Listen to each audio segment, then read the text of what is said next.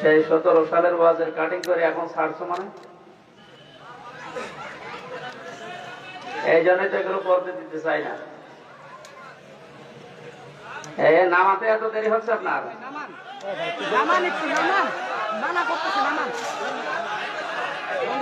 ছাত্র এখানে ছাত্র নেই, ভেঙে ফেলেন, ভেঙে ফেলেন।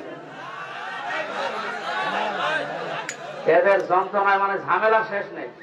গোয়েন্দা বিভাগ থেকে কল আসতেছে এদের কারণে। প্রজেক্টরটা বাদ দিয়ে কারোটা যেন না থাকে, যান কারোটা রাখবে না। এত করে মানা করা হয় যে যেগুলো বলি ওইগুলোর উপরে দেন। আমি আয়াতের উপরে কথা বলি না, ওই আয়াতটা লিখে দেওয়া যায় না? এদিকে নেই ওদিকে নেই, মাঝখানে 2.5 মিনিট 1.5 মিনিট দিয়ে এমন একটা কিছু দেখে। ইসলামের খুঁটি কে গো? কোন কারণে লিখেছেন ডক্টর ইউনূসকে বাস দিয়েছেন? কোন কারণে লিখেছেন? আপনাদের নিজেদেরই তো জন্মে ঠিক নেই। মানুষের নামে উল্টা পাল্টা দোষ দেন।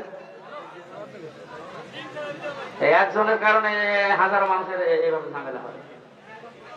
রাজশাহী তাহসিল সেন্টার ছাপায় না, রোজ টিভি করে না, পুরা 1.5 ঘন্টা 1 ঘন্টা যা পারে সব দিয়ে যায়। আরে কি করে আল্লাহ, এদের জন্য রিমান্ডে আমার 10 দিন এদের কথা শোনা নিচ্ছে। কোলাঙ্গার গুলো মানুষ নাকি, যে অফিসার গুলো ছিল উল্টা পাল্টায় হ্যাসাম্বেল গুলো আমার দেখায় আর বলে এগুলো, অথচ একটা কথা ওর ভেতরে নেই।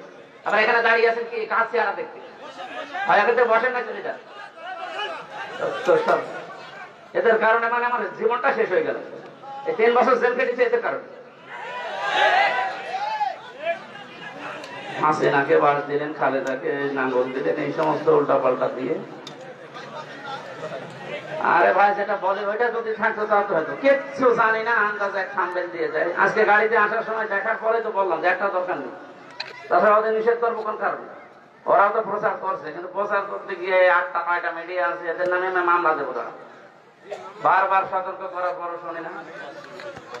ওয়াজ টিভি কোনটা এখানে আছে? ওরা আমার সামনে নিয়ে আসবে। এখান থেকে সব বসেন, নাই এখান থেকে সব বসেন।